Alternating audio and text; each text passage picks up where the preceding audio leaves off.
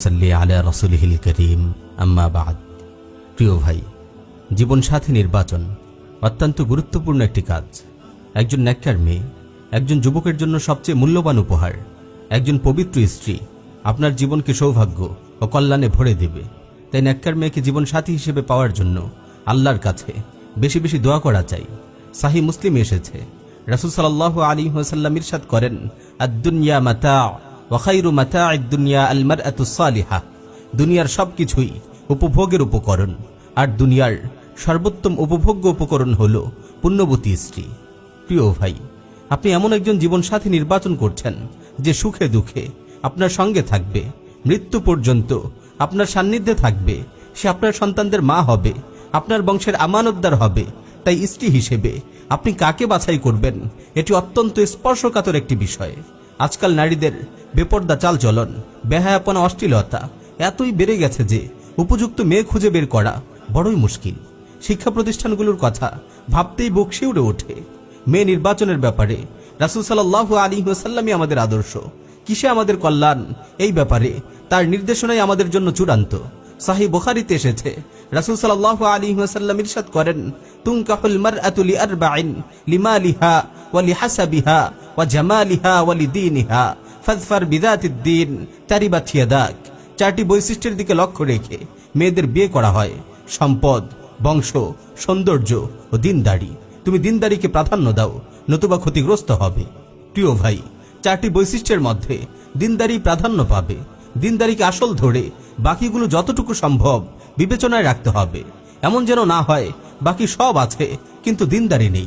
একজন বদকার নারী আপনার জীবনের জন্য মূর্তিমান এক অভিশাপ।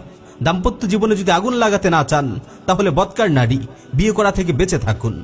সে নিজের ক্ষতি তো করেই, সন্তানরাও তার অনিষ্ট থেকে নিরাপদ থাকে না। আপনার জীবন আর সন্তানদের জীবন দুটোই ধ্বংস হবে।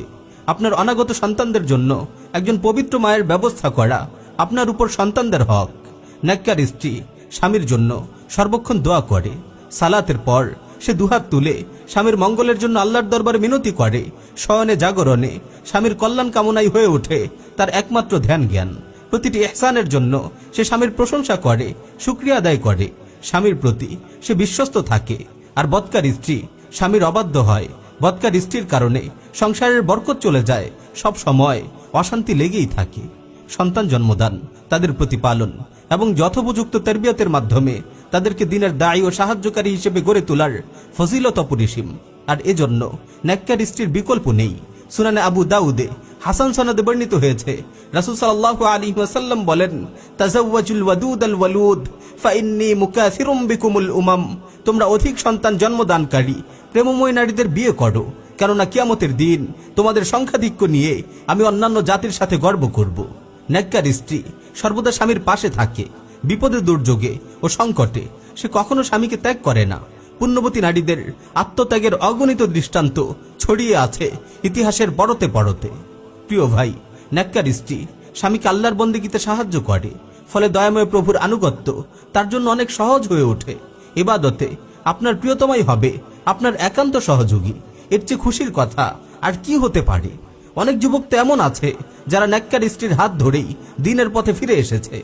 আল্লাহ তাআলা সকল মুসলিম ভাইকে জীবন সাথী হিসেবে নেককার মেয়ে মিলিয়ে দিন। সবার জীবনকে সুখ, শান্তি ও সমৃদ্ধিতে ভরে দিন। আমিন ইয়া রাব্বাল আলামিন।